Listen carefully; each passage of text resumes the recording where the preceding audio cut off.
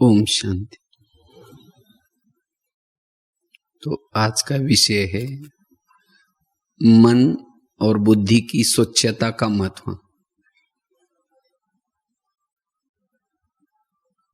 बाबा लगातार 2 मुरली में इस बात के ऊपर अंडरलाइन कर रहे हैं कि अब समय नाजुक आने वाला है, जिस समय में साइंस के साधन भी काम नहीं करेंगे और ऐसे समय पर बाबा की टचिंग हमें मिले, तो इसके लिए मन और बुद्धि की क्या चाहिए? स्वच्छता चाहिए। इससे ही हम साइलेंस पावर को बढ़ा सकेंगे। तो सबसे पहले हम ये देखते कि मन और बुद्धि है क्या,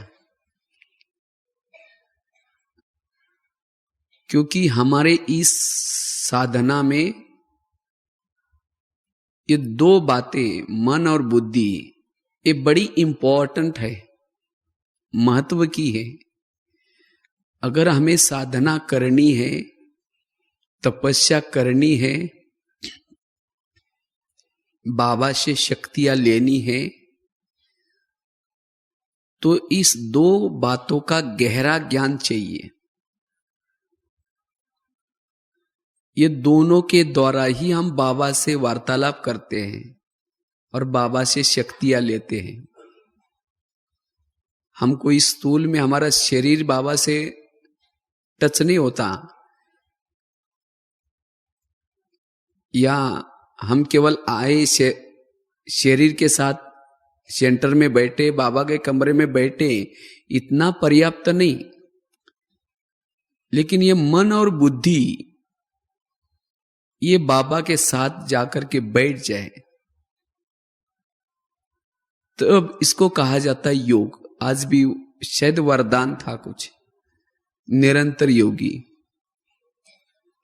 दिल की सच्चाई से, जब दिल, बुद्धि को दिल भी कहा जाता है, जितनी सच्चाई होगी उतना बुद्धि बाबा के पास जाएगी, बैठेगी, और इसको कहा जाता है निरंतर योगी। अगर बुद्धि में स्वच्छता नहीं है, सच्चाई नहीं है, बुद्धि बाबा के पास नहीं जाएगी, तो याद के बजाय क्या करेंगे? फरियाद। तो इस 2 बातों को हमें अच्छी तरह समझना जरूरी है।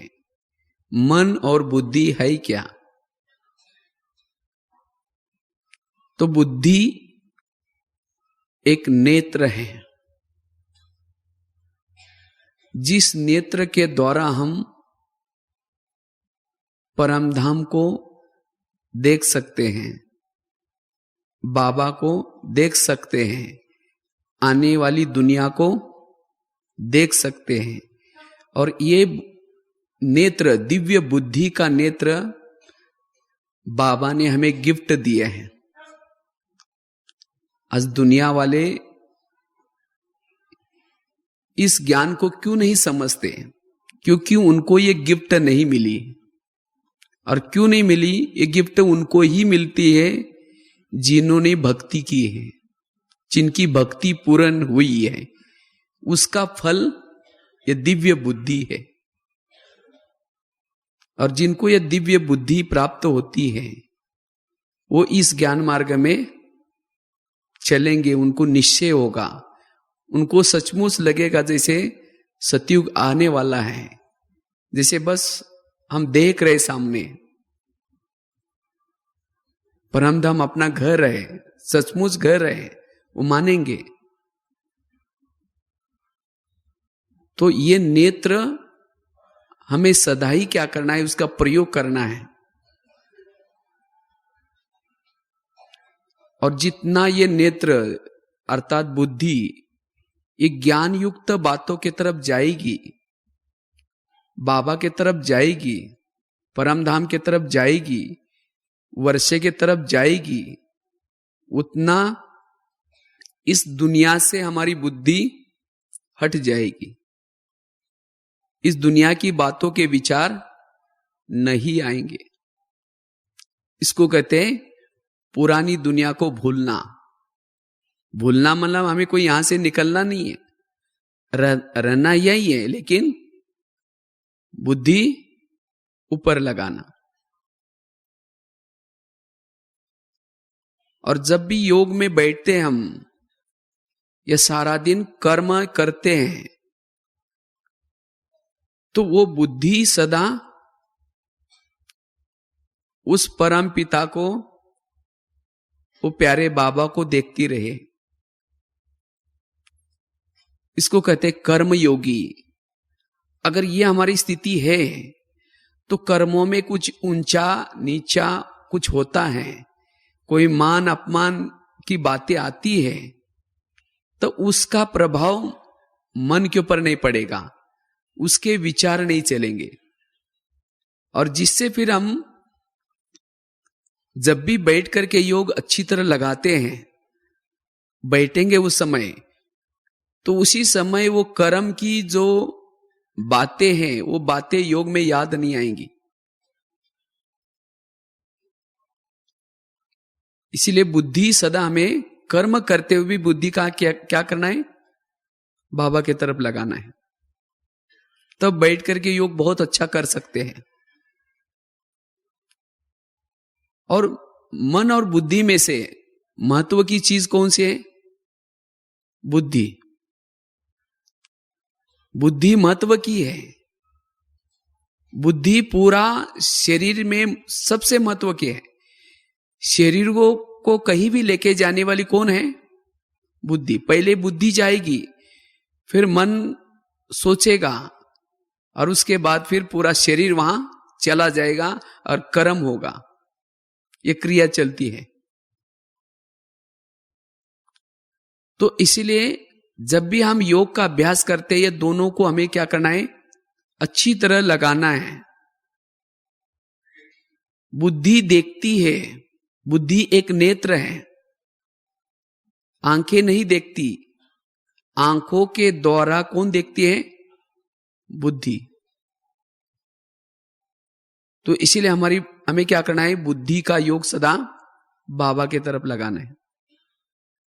जैसे अभी आपको मैंने कहा, इसी समय मधुवन में ओम शांति भवन में बहुत अच्छा शिवरात्रि के निमित्त लाइटिंग की है। ओम शांति भवन में वहां बहुत झंडे वगैरह लगे हुए हैं।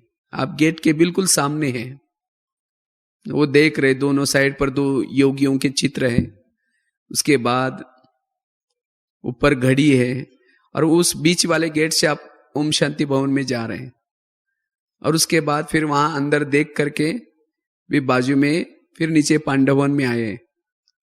तो पांडव भवन में आते ही सामने एक कृष्ण का बहुत गोले वाला चित्र है। उसके बाद शांति स्तंभ के पास गए।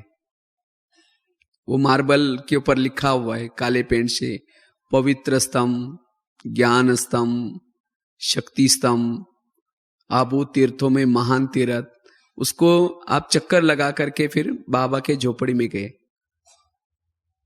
झोपड़ी में खत लिखता हुआ बाबा का वो चित्र है, झूला है झोपड़ी के बाजू में। वो देख करके आप पीस पार्क में गए। वहां ओम का बड़ा सीमेंट का बना हुआ है। उसके बाद वहां से आप गुरु शिखर की तरफ देख रहे हैं। वहां से आप ज्ञान सरोवर में आए। ज्ञान सरोवर में एक डोम के अंदर बहुत अच्छा बाबा का अव्यक्त चित्र है। उसके बाद आप तपस्या धाम की तरफ आए, नीचे शांति वन में। वहां से आप जो पहाड़ी पर ओम शांति जो लिखा हुआ है उसके तरफ देख रहे। तो जैसे जैसे आपको कहा वैसे आपको दिखाई पड़ रहा था, जबकि आपकी आंखें यहां थी, लेकिन वहां कौन देख रहा था? बुद्धि। तो इस तरह से योग में भी जब हम बैठते हैं तो भले हमारा शरीर यहां बैठा है, लेकिन हमें वो परम धाम, वो सूक्ष्म वतन, ये बुद्धि रूपी नेत्र के द्वारा क्या करना है, देखते चलना है।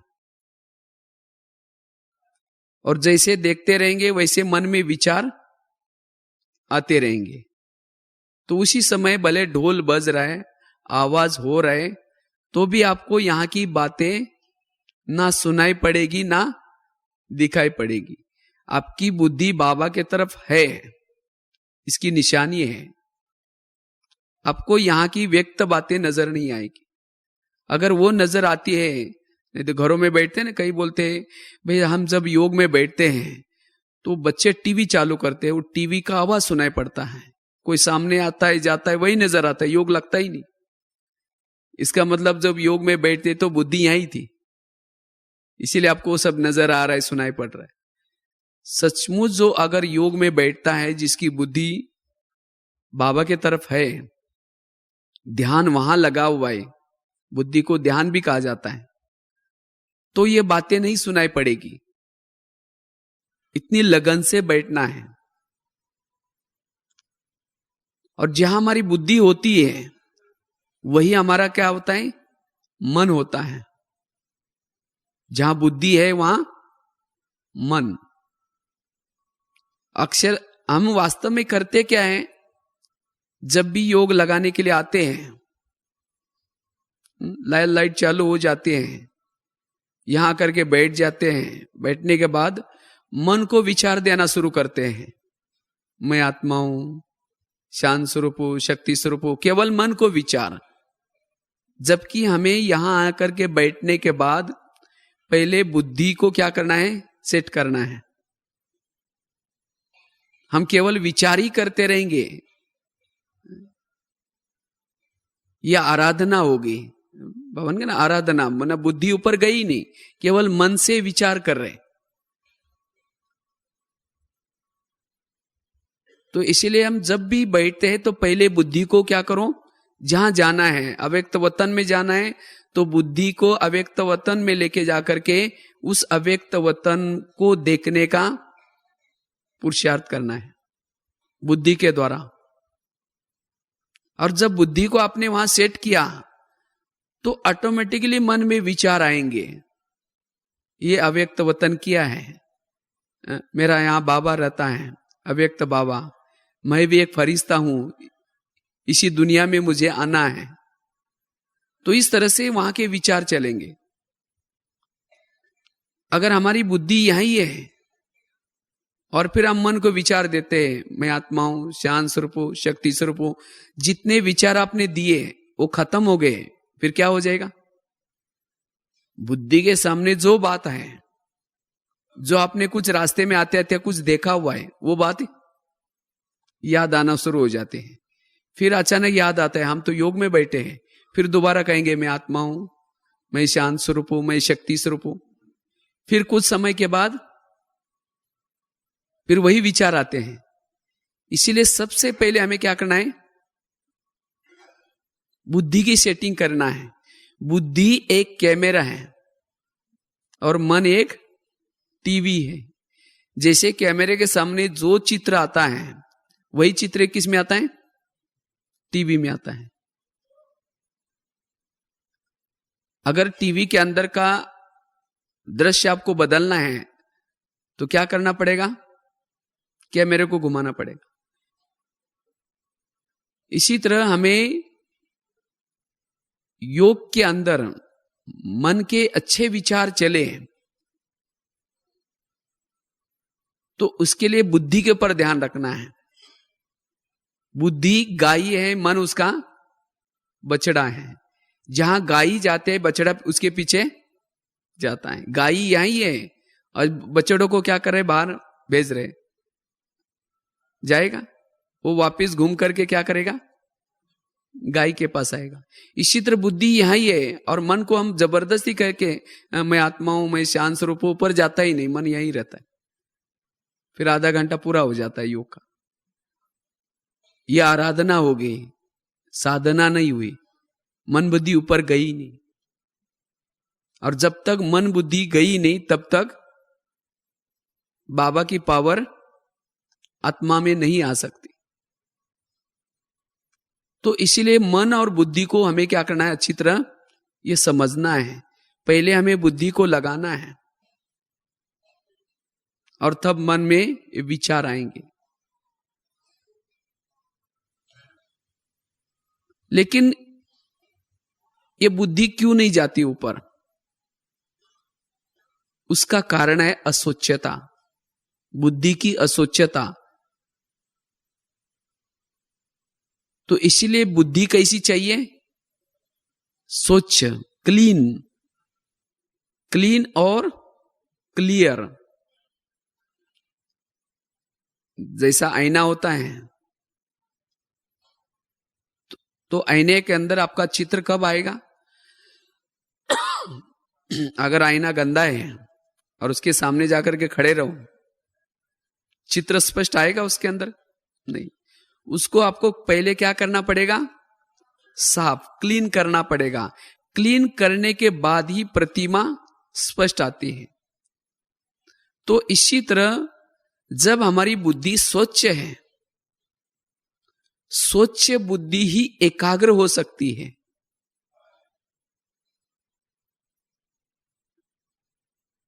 क्लियर को एकाग्रता कहेंगे तो कोई हर्ज नहीं। एकाग्रता, बिल्कुल हमारी बुद्धि एकाग्र होगी, क्लियर होगी, और उसी के अंदर फिर टचिंग और कैचिंग पावर। अगर हमारे सामने कुछ अच्छी अच्छी पॉइंट्स भी आएंगी, अगर हमारे सामने कुछ बातें आने वाली है, कुछ समस्या आने वाली है, उसकी भी टचिंग होगी। जैसे कि बाबा कहते हैं देवताओं को वहां शरीर छूटने से पहले पता चलता है कि अब हमें यहां से जाकर के दूसरा जन्म लेंगे, क्योंकि बुद्धि की स्वच्छता है। तो इसीलिए हमें बुद्धि को क्या रखना है? स्वच्छ रखना है। बुद्धि की स्वच्छता का बहुत बड़ा महत्व है। जिसकी बुद्धि स्वच्छ होगी उसी बुद्धि में कौन रहेगा? बाबा रहेगा। कहते हैं मेरे दिल में बाबा, दिल में बाबा। लेकिन दिल में बाबा कब रहेगा? जब दिल कैसा चाहिए? साफ। कहते हैं ना, साफ दिल मुराद हासिल। तो ये बुद्धि को हमें क्या करना है? स्वच्छ रखना है। तब जाकर के हम स्पष्ट परम धाम को स्पष्ट देख सकते हैं, या अपनी आत्मा को स्पष्ट देख सकते हैं। जितनी हमारी बुद्धि स्वच्छ है उतना हम परम धाम को देख सकते हैं, शिव बाबा को स्पष्ट देख सकते हैं। इतना ही नहीं, आगे चल करके जितनी हमारी बुद्धि और मन स्वच्छ बनता रहेगा उतना हम क्या बनने वाले हैं वो भी पता चलेगा। इसीलिए टोटल इस ज्ञान का सार ही है मन और बुद्धि को स्वच्छ करना। लेकिन ये मन और बुद्धि ये अस्वच्छ क्यों हो जाते हैं? और अगर हमारी मन और बुद्धि अस्वच्छ है, अस्वच्छ बुद्धि में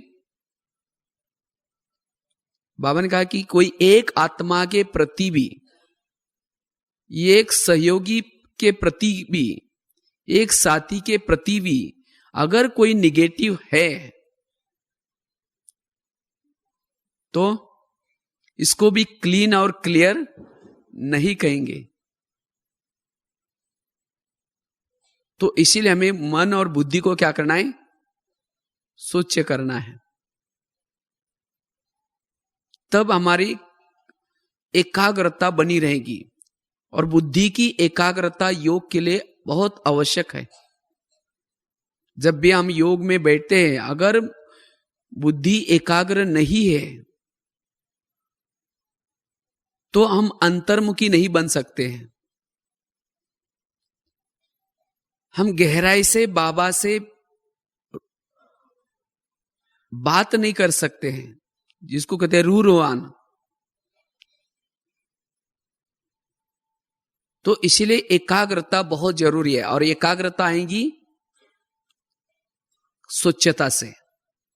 जितना हम अपने सारा दिन के कारोबार में रहते हुए सबके पार्ट को देखते हुए सबकी बातें सुनते हुए भी कैसे रहना है, सोचे रहना है। चलो तुम प्रेम से बस दो घड़ी प्रभु का ध्यान कीजिए, अपनी अंतर आत्मा को शांति से भर लीजिए, शांति से भर लीजिए।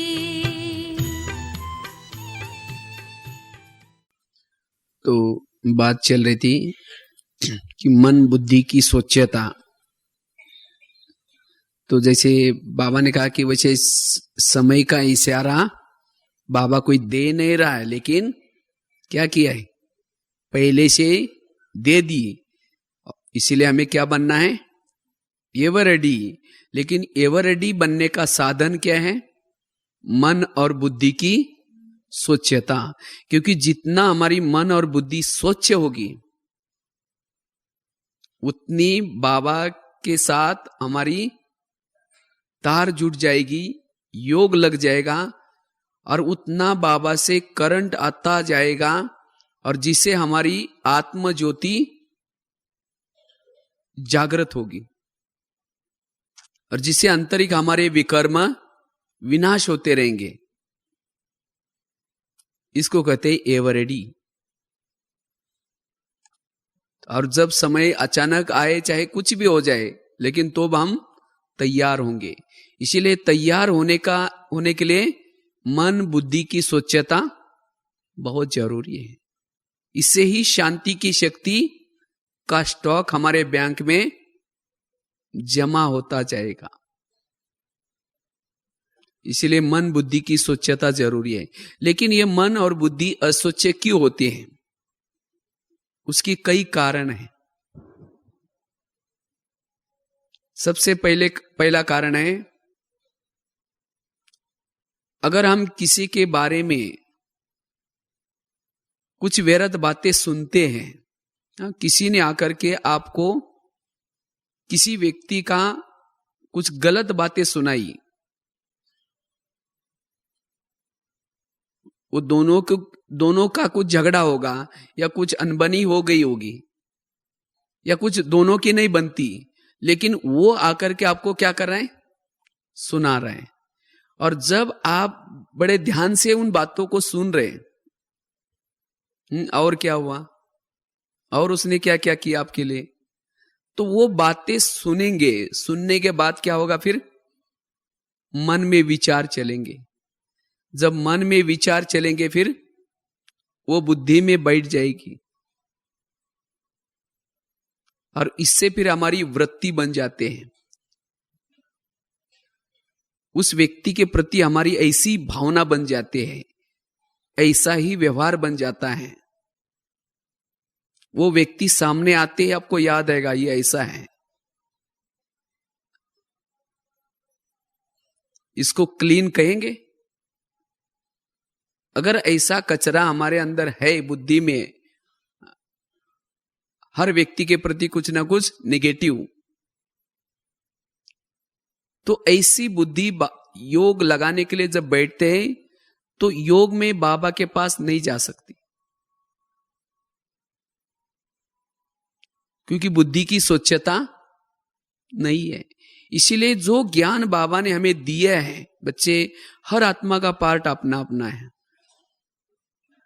जो भी कर रहा है वो अपने पार्टानुसार बजा रहा है, तुम उसके बारे में सोचो नहीं, वो तुम्हारा विषय नहीं है। जब मैं खुद ही मालिक होते हुए भी नहीं सोचता हूं, तुम क्यों सोच रहे? तो इन बातों से पहले हमें बुद्धि को क्या करना पड़ेगा, क्लीन करना पड़ेगा। और जितनी हमारी बुद्धि क्लीन होती रहेगी, उतनी धीरे धीरे बुद्धि बाबा की तरफ जाएगी, उतना हम एकाग्र होकर के बाबा को याद कर सकेंगे, और उतना करंट आता जाएगा। इसीलिए अगर कोई किसी के प्रति निगेटिव बातें, व्यर्थ बातें, अनुमान की बातें सुनाता है तो उसको कहो कि प्लीज भाई ये मेरा विषय नहीं है, जिसका विषय है जाकर उसको सुना दो। अन्यथा इन बातों को गहराई से सुनने से बुद्धि हमारी क्या बन जाएगी? असोच्य बन जाएगी। अगर सुनाता भी है कोई तो क्या करो, सिर हिला करके हाँ जी जी करके सुनो नहीं। वो सुना रहा है लेकिन कोई बात ना, आप अपना सिर पकड़ के रखो, हाँ भी नहीं करो ना भी नहीं करो, तो उसको सुनाने का इंटरेस्ट नहीं आएगा। अच्छा सुना भी रहे वो बुराई, वो कहो कि नहीं नहीं मेरे साथ वो बहुत अच्छे व्यवहार करता है और वो व्यक्ति या वो माता इतनी अच्छी है, उसकी बहुत विशेषता है, वो कहेंगे ये भी उसे मिला हुआ है। हाँ। तो आपके सामने कभी भी उसकी हिम्मत नहीं होगी बुराई करने की। तो इसीलिए ये बातें हैं बुद्धि को असोच्य बनाने की, क्योंकि जब ये बातें होंगी बुद्धि में तो मन में भी वही थॉट्स चलते हैं, तो शांति की शक्ति कैसी जमा होगी। इसीलिए हमें इन बातों को क्या करना नहीं, ना सुनना है, ना मुख से कभी किसी के प्रति व्यर्थ बातें वर्णन करनी है। क्योंकि जब क्या निशानी है कि मेरी बुद्धि सोच्य है या असोच्य है, हर एक के प्रति असोच्य बुद्धि वाला किसी को सम्मान नहीं दे सकता। सीधी सी बात है। अगर कोई एक व्यक्ति के प्रति भी आपकी सम्मान की भावना नहीं अंदर से, तो इसका मतलब आपके बुद्धि में उसके प्रति जरूर कचरा है। या किसी व्यक्ति की अगर कोई महिमा करता है, ये व्यक्ति बहुत अच्छा है, बहुत सेवा करता है, लेकिन अगर आप उसकी महिमा नहीं सुनेंगे तो ये भी उस व्यक्ति के प्रति आपकी क्या है? असोच्यता है। किसके प्रति आपकी ईर्ष्या है, ये भी आपकी असोच्यता की निशानी है। और ऐसी आत्मा आगे चल करके जो टचिंग, जो विनाश के समय कुछ ऐसी घटनाएं आएंगी, ऐसी बातों की टचिंग और कैचिंग नहीं हो सकेंगी। इसलिए बाबा कहते हैं अब क्या करो, अब समय है अपनी बुद्धि को क्लीन करने का, कचरा निकालने का। क्योंकि बाबा इतना अच्छा हीरा है, बाबा इतना अच्छी शक्ति है। जैसा कोई हीरा जितना वैल्यूएबल है, उसको रखने वाली डब्बी भी कैसी होते हैं, इतनी अच्छी होती है। तो इसी तरह बाबा को अपने दिल में बिठाने के लिए अपने दिल रूपी डब्बी को भी क्या करना पड़ेगा? साफ करना पड़ेगा। और इसके लिए कोई हमें बुद्धि को, क्योंकि हम बुद्धि के आत्मा बुद्धि के वश हुई है, इसीलिए हम अपने विवेक का भी क्या करते हैं? खून करते हैं। अंदर से विवेक कहता है कि अंदर से आवाज आते हैं तुम उसके साथ ऐसा व्यवहार नहीं करना चाहिए, तो भी विवेक को दबा करके हम कर्म करते हैं। और इसका कारण है फिर आपस में टकराव, आपस में फिर मनमुटाव, और धीरे धीरे ऐसे होते हैं।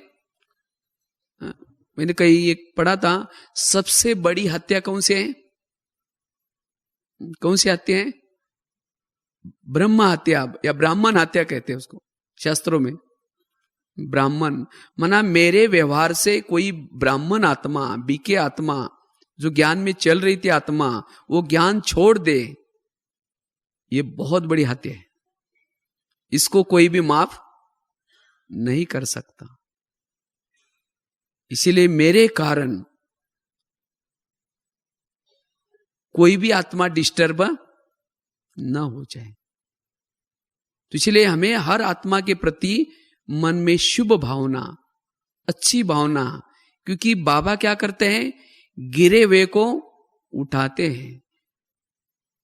अगर बाबा ने जिन आत्माओं को उठाया, चलाया, अगर चलते हुए को हम गिराएंगे तो बाबा का प्यार कैसा मिलेगा? मिलेगा? बाबा इतनी मेहनत करके उस आत्मा को क्या कर रहे हैं, उठा रहे, इतना जन्मों से वो बेचारा उसको थकान मिटा रहे, थोड़ा समय ठीक किया, पालना दी, लेकिन हम उस आत्मा के प्रति अशुभ भावना रख करके, चाहे अहमवश, ईर्ष्यावश क्या कर रहे हैं, कचरा रख रहे हैं, तो बाबा का प्यार हमें नहीं मिलेगा, बाबा की टचिंग भी नहीं मिलेगी। इसीलिए हमें बुद्धि को स्वच्छ करना बहुत जरूरी है। हम अपनी बुद्धि को समझाना है या मन को समझाना है, हे मन, तुम्हें दूसरे के बारे में सोचने की कोई आवश्यकता नहीं, उसका मालिक तो वो बैठा है, तुम किसी के मालिक नहीं हो, तुम्हें सोचने की कोई आवश्यकता नहीं। तो इस तरह से आज सारा दिन जो मन सोचता है व्यर्थ किसी के प्रति, उससे हमें क्या करना है, मन को बचाना है। तो इसीलिए हमें अपने मन को और बुद्धि को क्या करना है, स्वच्छ करना है। अगर आपका कोई दुश्मन है, क्योंकि योगी मतलब योगी का ना कोई दुश्मन होता है ना कोई दोस्त होता है, सब उसके लिए कैसे है, समान है।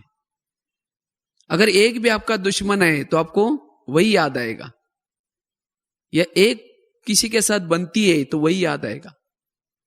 इसको कहेंगे बुद्धि का भटकना।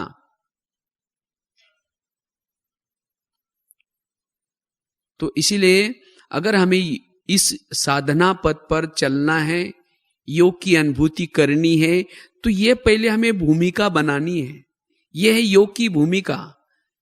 नहीं तो हम इन बातों में गहराई से ध्यान नहीं देते। सारा दिन किसी की बातें सुनी, फिर उसका चिंतन किया, फिर मन से सोचा, और फिर कहते हैं जब हम योग लगाते हैं तो कुछ अनुभव होता ही नहीं है। जब योग में से उठते हैं तो कोई आत्माभिमानी स्थिति होती ही नहीं है, ये फिर याद करते हैं। या निरंतर जो योग लगना चाहिए वो नहीं लगता। तो ये सब क्यों हो रहा है? क्योंकि मन को और बुद्धि को हमने स्वच्छ नहीं किया। इसीलिए ये पुरुषार्थ हमें करना है। जिसके प्रति भी हमारी कुछ भावनाएं गलत बनी है या उसके प्रति वृत्ति खराब हुई है, उस आत्मा को इमेज करो, इमर्ज करके उसकी विशेषता देखो, उसके अंदर कितने गुण भी तो है। तो उस गुणों को देखने से, विशेषता को देखने से जो हमारी वृत्ति बनी है वो क्या हो जाएगी, स्वच्छ बन जाएंगी। क्योंकि हम कोई अवगुण देखने से वृत्ति हमारी या बुद्धि अस्वच्छ बनती है। अगर बुद्धि को स्वच्छ करना है तो गुणग्राही दृष्टि हो। अवगुण देखने वालों को कहेंगे एक कोयले के व्यापारी है। हम कोयले के व्यापारी, हीरे के व्यापारी, हीरे के। इसीलिए सबके प्रति हमारी गुणग्राही दृष्टि हो। गुणग्राही दृष्टि से हम अपनी बुद्धि को स्वच्छ रख सकते हैं। बुद्धि को स्वच्छ करने के लिए हम अपनी बुद्धि को काम देना है, और उसको बुद्धि को क्या करना है, बिजी रखना है। जब बुद्धि बिजी है, चाहे सोमानों के बातों में, या कोई ना कोई परम धाम को देखने में, कोई विजन देखने में, अगर बुद्धि बिजी है तो किसी की भी बुराई दिखाई नहीं पड़ेगी। हमारी बुद्धि सोच से बनती जाएगी। खाली बुद्धि भटकती है, खाली मन कहते हैं शैतान का घर। और माया भी तब आते हैं, माया का रहने का स्थान कहाँ है? किसमें रहते माया? मन और बुद्धि में। इसलिए बाबा ने ना माया को क्या करते हैं, जगह देते थे बैठने के लिए, आ जाओ करके। किसी के बारे में ईर्ष्या है मन में या बुद्धि में, तो उसी समय हम अपनी बुद्धि को समझाते नहीं कि भाई दुश्मन हमारे घर में बैठा है, तो उसको हम निकालते नहीं, लेकिन उसको जगह दी है, इसीलिए माया आ जाते हैं। तो इसीलिए हमें अपने मन और बुद्धि में किसी एक व्यक्ति के प्रति भी निगेटिव बातें नहीं रखनी है, अब माया को जगह नहीं देनी है, नहीं तो वही हमारे वाइब्रेशंस फैलते हैं, शांति नहीं फैलेगी। जैसे फैन जब चलता है, एक राउंड लेता है, दूसरा लेता है, तीसरा लेता है, जोर से जब घूमता है तो क्या चलते हैं, ठंडी हवा आते हैं। इसी तरह अगर किसी के प्रति आपने कुछ व्यर्थ बातें सुनी है और उस व्यर्थ के संकल्प चलते चलते वृत्ति बनते हैं, वृत्ति से वाइब्रेशंस फैलते हैं, तो हम शांति फैला नहीं सकेंगे। इसीलिए क्या करना है, हमें बुद्धि को सोच करना है। और जब बुद्धि असोच्य बनती है तो मन भी भारी हो जाता है, और भारी मन ऊपर नहीं जा सकेगा। इसीलिए योग की अनुभूति करने के लिए जो भी कुछ हमारे अंदर कचरा है, उस कचरे को क्या करना है, हमें खत्म करना है। तब जाकर के योग का बहुत अच्छा अनुभव कर सकेंगे। और सारा दिन अगर हमारी बुद्धि व्यर्थ बातों में भटकती है, जिसको बाबा कहते फैमिलिटी, एक ही व्यक्ति अच्छा लगेगा, उसके साथ ही खाना खाएंगे, उसके साथ ही बैठेंगे, यह भी बुद्धि की अस्वच्छता है। फैमिलिटी में नहीं आना है। हमारे लिए सब समान है, हर एक सब एक जैसे हैं। क्योंकि हम क्या करते हैं, जब कोई व्यर्थ बातें सुनाता है उसके साथ दोस्ती करते हैं, और उसके साथ दोस्ती करके उसके पास जो कचरा है वो क्या करेगा, आप क्या बुद्धि में डालता रहेगा। इसीलिए बाबा कहते बच्चे संग से क्या करो, संभाल रखो। कई सोचते तो हम तो बीके के संग में रहते हैं, बीके भी है, लेकिन वो भी अगर कोई बहनों की, कोई सेंटर की, या किसी जिज्ञासु की, या उनकी घर की व्यर्थ बातें सुनाते हैं, तो वो भी क्या है, अच्छा संग है, वो भी अच्छा संग नहीं है। तो इसीलिए संग से हमें बहुत संभाल रखनी है। नहीं तो उन्होंने जो देखा, जो सुना, वही बातें हमें मित्र के रूप में सुनाता है। तो इसलिए हमें एक तो संगत से संभाल रखनी है। दूसरी बात, बुद्धि असोच्य बनने का कारण है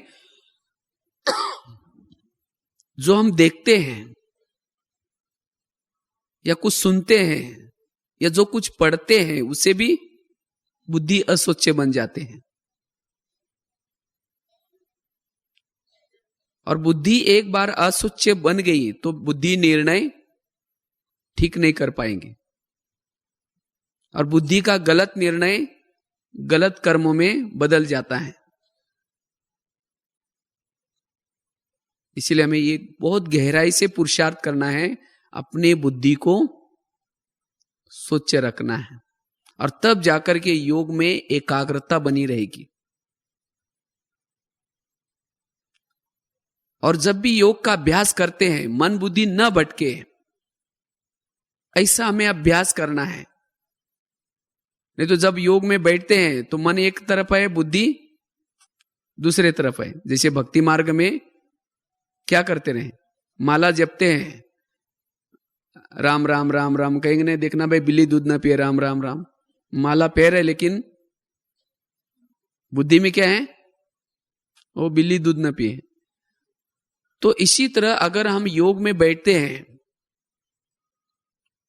योग में बैठते अगर हमारी बुद्धि भटक रहे हैं, इधर उधर है, तो वो हमारा असली योग नहीं है। जैसे कई बार मैं एक बहुत सुंदर एक एग्जांपल देता रहता हूं, किस तरह से बुद्धि भटकते हैं। समझे कोई माता योग लगाने के लिए आ रहे हैं और आते आते रास्ते में देखा कि बहुत अच्छा सब्जी का गाड़ी वाला जा रहा है, सब्जी लेके जा रहा है, तो सोचेंगे हाँ बहुत अच्छा सब्जी है, चलो आज शाम की इसकी सब्जी बना देंगे। फिर सोचेंगे पहले जाकर के योग लगा करके जाते समय लेके जाएंगे। फिर सेंटर में गए, लाल लाइट चल रहा है, गीत बज रहा है, शुरू करेंगे मैं आत्मा हूं, शांत स्वरूप हूं, शक्ति स्वरूप हूं। फिर सोचेंगे अरे वो थैली तो लाई नहीं, वो सब्जी कैसे लेके जाऊं। फिर कहेंगे कोई बात नहीं, उसके पास तो प्लास्टिक का थैला तो होगा ही, उसमें लेके जाएंगे। फिर कहेंगे मैं आत्मा हूं, शांत स्वरूप हूं, शक्ति स्वरूप हूं। फिर सोचेंगे अरे गैस के ऊपर जो दूध रखा था शायद उसको बंद किया या ऐसा ही चल रहा है। फिर कहेंगे कोई बात नहीं, मैं आत्मा हूं, शांत स्वरूप हूं, शक्ति स्वरूप हूं। फिर कहेंगे वो गैस के वो घर में तो मेहमान आने वाला था और मैंने तो सोचा तो उसके लिए छोले बनाओ, लेकिन वो छोले तो भिगोए नहीं रात में, और अभी क्या बनाएंगे, क्या खाएंगे। चलो कहेंगे कोई बात नहीं, कुछ खाएंगे। तो ऐसे करते करते लाल लाइट की सफेद लाइट हो गई, योग का टाइम पूरा हो गया। तो ये हमारी क्या हो रहे हैं, बुद्धि भटक रहे। तो इसीलिए बाबा ने आज स्लोगन कहा कि स्लोगन में वरदान में कहा सच्चे दिल से बुद्धि, सच्चे दिल से हमें क्या करना है, उसको याद करना है। दिल अर्थात बुद्धि बाबा के पास, मन बाबा के पास जाए, यह है यथार्थ साधना। और इस साधना में हम चार्ज हो जाते हैं, अशरीरी बन जाते हैं, हमारी वो विधेयी अवस्था बन जाते हैं। और वो थोड़े समय का योग आपको सारा दिन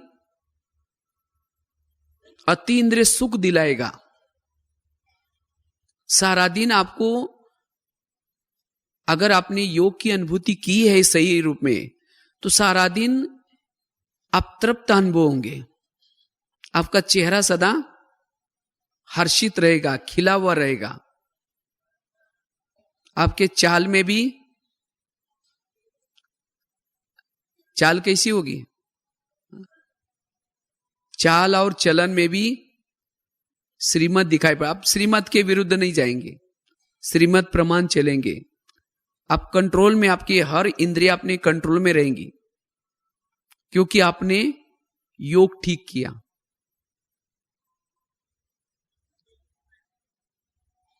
तो इसीलिए जब हम योग का अभ्यास करते हैं, उस विधि से योग लगाना है, मन और बुद्धि को सही रूप में लगाना है।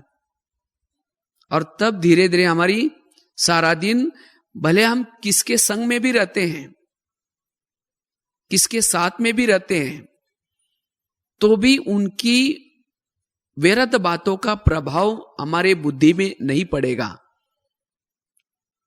सब में रहते हुए भी हम इस असोच्यता से बचे हुए रहेंगे। इसलिए अमृत वेला हमें क्या करना है, अमृत वेला का योग जब करते हैं, उसको विधि पूर्वक करना है, शक्तिशाली करना है, ताकि सारा दिन की असोच्यता से हम बच सकेंगे। हमारी बुद्धि एकाग्र रहेगी, क्योंकि योगी के लिए, जैसे कहा ना, योगी का लक्षण है कि आप योगी है, आप साधना कर रहे हैं। क्या लक्षण है? उसके चलन में एकाग्रता होगी, धैर्यता होगी। और जहां एकाग्रता है, धैर्यता है, वहां शांति है, वहां उसके पास सहन शक्ति का गुण होगा। वो औरों की तरह कुछ देखा सुना उसके बारे में कुछ भी नहीं सोचेगा। तो ये है योग का व्यवहार में स्वरूप। तो इसलिए हमें क्या करना है, जब भी योग साधना करते हैं, अगर हमें अस्वच्छ बातों से बचना है तो योग का अभ्यास क्या करना है, विधि पूर्वक करना है। तो सारा दिन की अस्वच्छता की बातों से आप बच सकते हैं, जिसको बाबा कहते हैं बुद्धि को क्या करो, कंट्रोल रखो। मन को भी क्या करो, जीतो।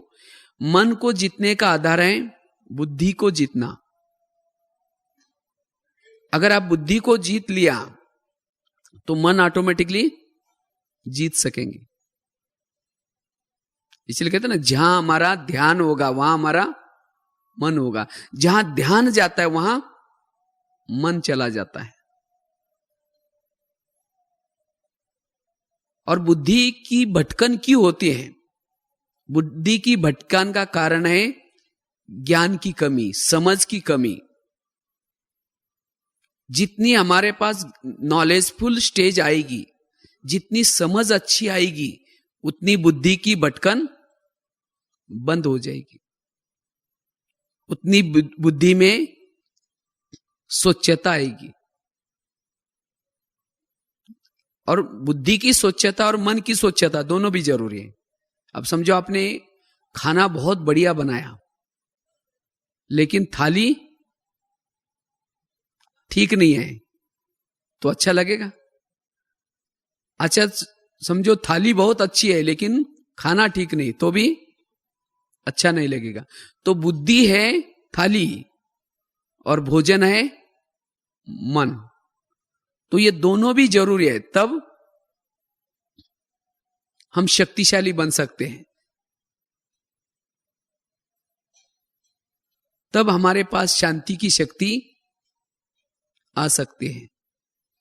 तो इसलिए अभी हमें मधुवन से अभी हम सेवा करके वापिस आप लोग जाएंगे, तो इसीलिए यहां से हमें क्या करना है, अगर एक व्यक्ति के प्रति भी मेरी बुद्धि अस्वच्छ बनी है या उसके प्रति मेरे मन में कुछ कचरा जमा हुआ है, तो उस कचरे को क्या करना है, निकालना है। उसने भले मेरे साथ व्यवहार किया, कुछ कार्य किया, लेकिन ये मेरे कोई जन्मों के हिसाब किताब होंगे, उसकी कोई गलती नहीं है। वो अपने जगह पर ठीक था, तो इसीलिए मेरे मन में उसके बारे में कुछ भी नहीं है। जब हमारा ऐसा मन और बुद्धि जब स्वच्छ होगी, तब जाकर के उसके साथ हमारा व्यवहार भी अच्छा चलेगा। तो इसलिए हमें अपने मन और बुद्धि को स्वच्छ रखना है, क्योंकि समय बड़ा नाजुक आ रहा है।